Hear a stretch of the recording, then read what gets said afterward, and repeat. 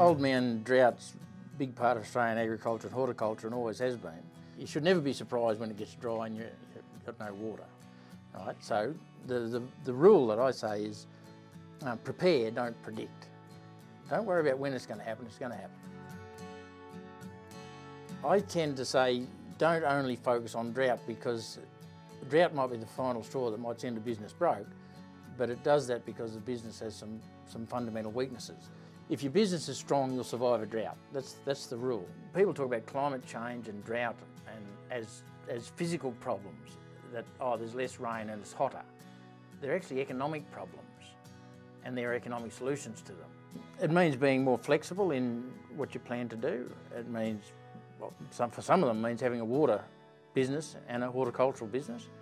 For others, it means going to a lot of trouble to guarantee the water supply you need for your permanent water demand, which is your tree crops, and then having some options then to act opportunistically with like annual crops, of vegetables and that. Having a mix of activities, not just, you know, it's as simple as not having all your eggs in one basket, but really having it's like a portfolio within your business where you've got your permanent needs pretty well covered, but you've also got the opportunity to cash water and trade it, because people tend to take a defensive view of risk.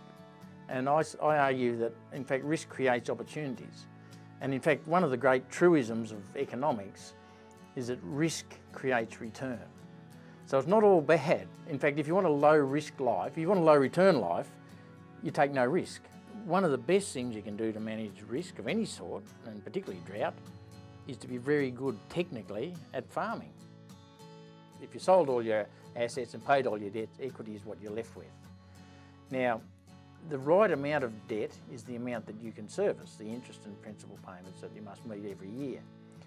But the really good farmers have what's called a reserve of borrowing capacity. They are not borrowed to the limit, so that when the bad times come, again, prepare, don't predict, when the bad times come, they can borrow more. They have a reserve borrowing capacity. There's a saying in farm planning that plans are useless and planning is useful. And what that means is the process of thinking about your future, of drawing up some alternative plans, of setting out ways of achieving your goals, of doing some sums, doing some arithmetic, is a really useful thing to do. But don't believe the plan that you have set out will actually happen. It'll change. It changes all the time because the world changes. Now, the good farmers that I know in this planning process, they not only have mastery of information within their own farm, but they also have mastered the information about their own industry. They look beyond the farm gate. They know a lot about the statistics, the fundamentals, the state of supply, the state of demand in their industry, the state of the exchange rate, the state of prices, the stocks of supplies around the world, the plantings that have gone in for permanent crops. Because to make a long-term or medium-term decision, their medium-term investments, you need to have a view about the fundamentals. That's the basis on which you can then make your plans, how you're going to operate within that industry. It's really instructive, I find, working with farmers to say, stand here, now walk out 8 paces, turn round, you're now 8 years out. You tell me where you want to be in 8 years' time. When you get that right, then we'll spend a bit of time thinking about how we might get there, because there's many ways to achieve a goal, and we want to do it the most effective way and the way that's got the best chance of success. Imagine the future and then think of alternative ways of getting there, weigh them up, and when I say weigh them up, I mean do a few sums. It's not elaborate, it's simple arithmetic, and the approach is called sophisticated thinking but simple sums.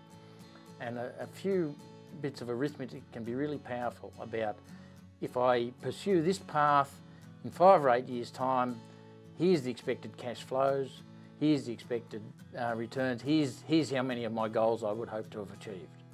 And along the way, I know things will happen that I can't predict.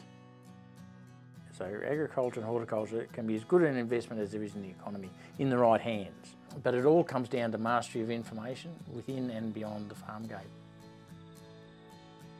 If you want to know more about this program, contact your Industry Grower Association or the DPI Customer Service Line 136 186.